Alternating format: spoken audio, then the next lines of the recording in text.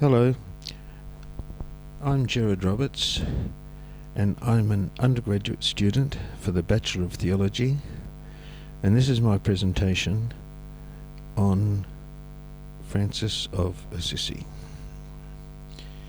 Francis's background. He was born in 1181 or 1182 in Assisi in Italy, and he was baptised with the name John. His father was a wealthy cloth merchant. They lived in a large house. He had several siblings. His mother Pico was French, and his father Peter gave him the nickname Francesco, which in Italian means the Frenchman. Francis attended school, and Francis attended a school attached to a local church, and when he left school he became a merchant, presumably in the cloth trade, in the cloth business like his father. He was known to be somewhat extravagant with his money, and he enjoyed a good time with his friends, but from an early age he had sympathy for the poor, the lonely, the people living on fringes of society, and he hated to see people suffering. Francis was around 16 years old when Innocent III was elected Pope, and he was familiar with the legends of Arthur and the Knights of the Round Table and Charlemagne and his knights, and he himself had ambitions to attain fame and fortune as a knight. He might have thought about going to the Crusades as he was 10 years old, around the Third Crusade, and 23 when the Crusaders sacked Constantinople in 1204. In 1204, Francis suffered a long illness, and this caused him to withdraw from his gay life in the city quite a bit, and he would take walks in the countryside and become detached from city life. This gave him time for contemplation, but he still had dreams of knighthood, and later that year he joined an Assisian nobleman as they set out to join the Pope's army, which was fighting against German princes in southern Italy.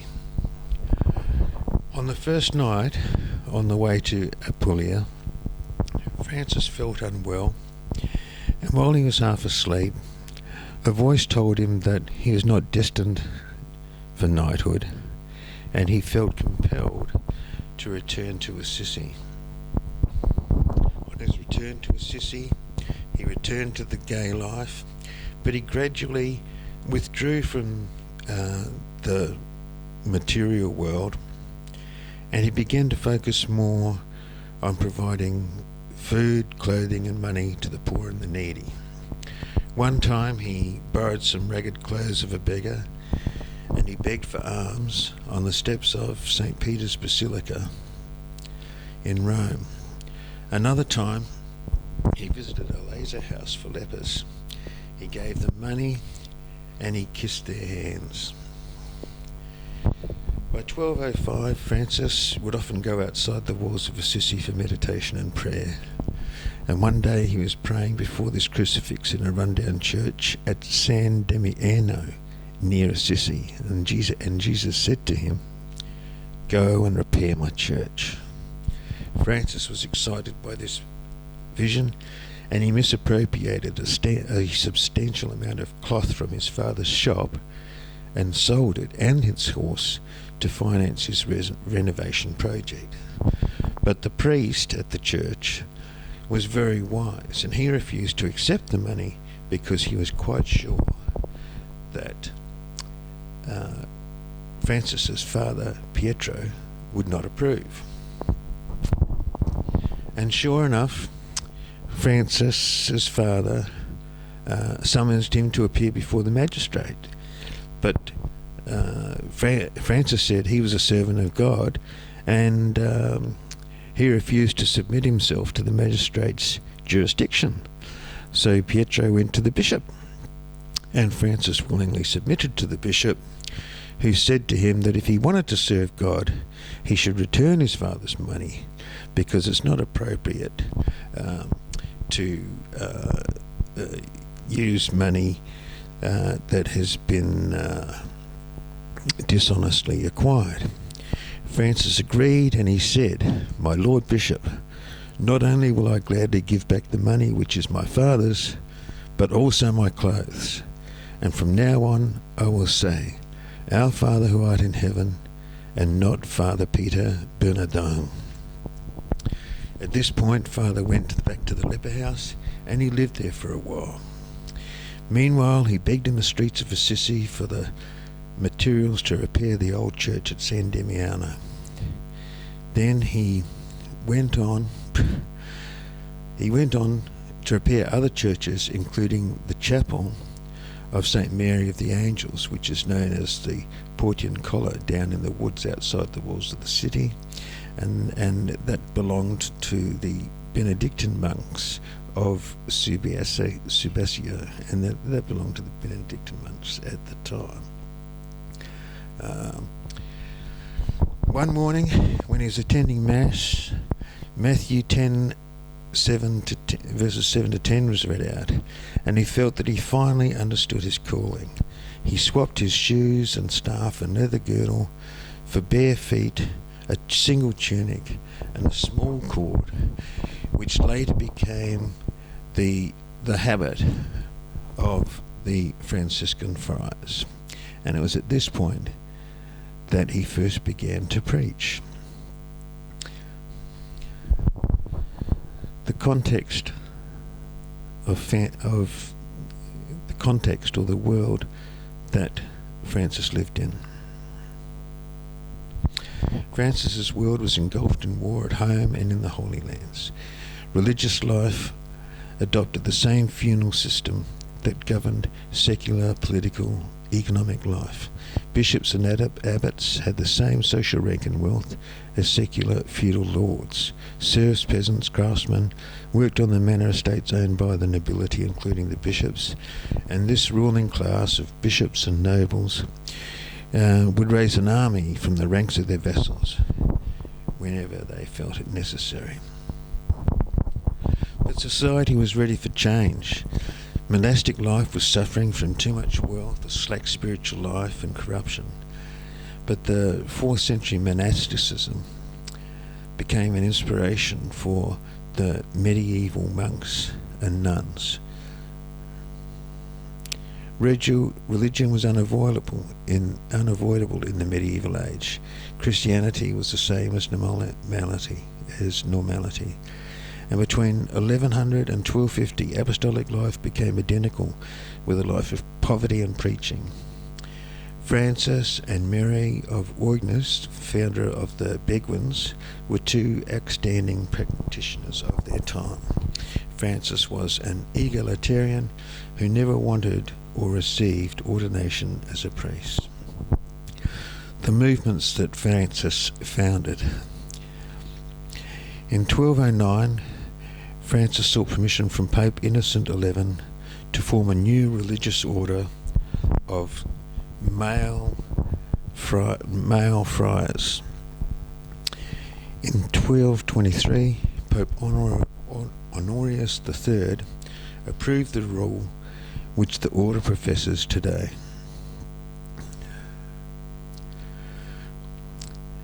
Renewal through Francis attended the Fourth Lateral Council in 1215, and it is assumed that he met Dominic, founder of the Order of Preachers known as Dominicans there. The council saw the preaching orders as a key component in fighting heresy and promoting renewal of the church at all levels. The itinerant evangelists taught in the vernacular, and with the council's encouragement, they yoked the sacraments of the Eucharist and confession and penance. In 1219, Francis joined the Fifth Crusade, and he met the Sultan in Egypt, and he preached for several days in the hope of converting and baptizing the Sultan without success. But it does seem that the Sultan was impressed with him, and he granted him safe conduct back to his own camp. And this was a lesson in love and reconciliation for both Christians and Muslims. Francis is famous for his love of nature, and his friends commented on his affection for animals and delight in creation. In 1223, he created the world's first Christmas creche near the altar of the church in Greccio.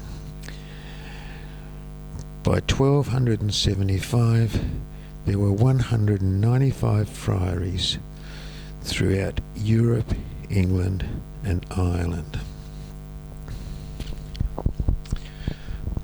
The Second Order of St. Francis.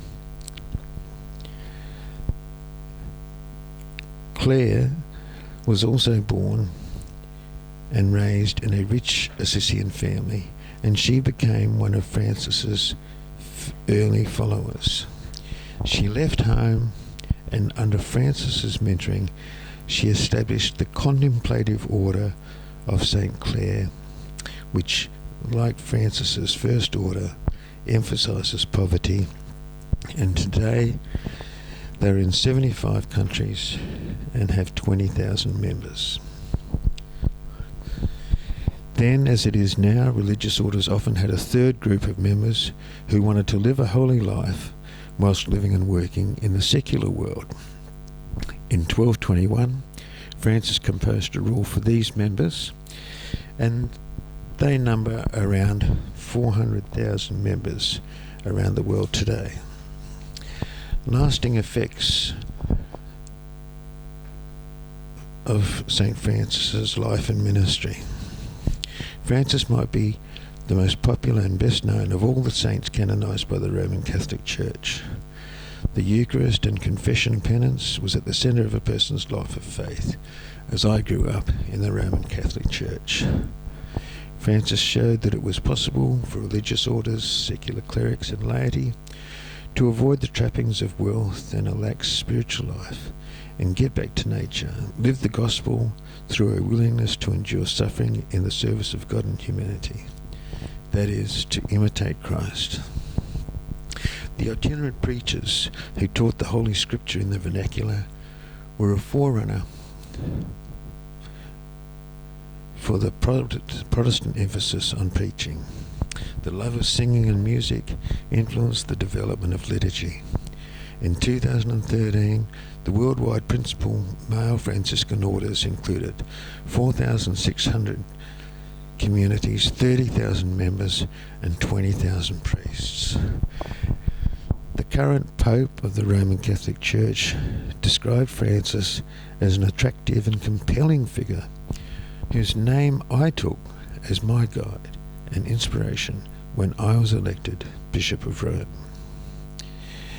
Pope Francis is renowned for his humility, and one example of that is the way that he used to travel on public transport rather than use the chauffeured limousine when he was Archbishop of Buenos Aires.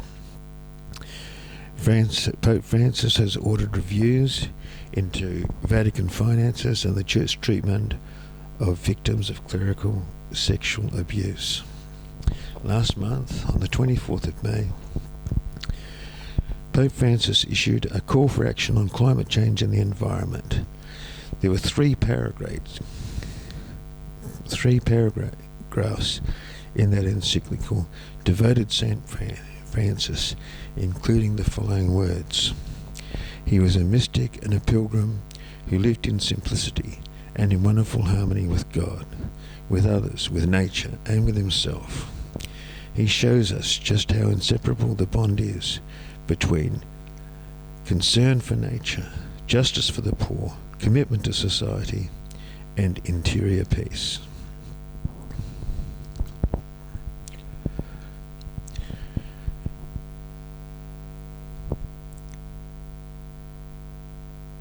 When you see the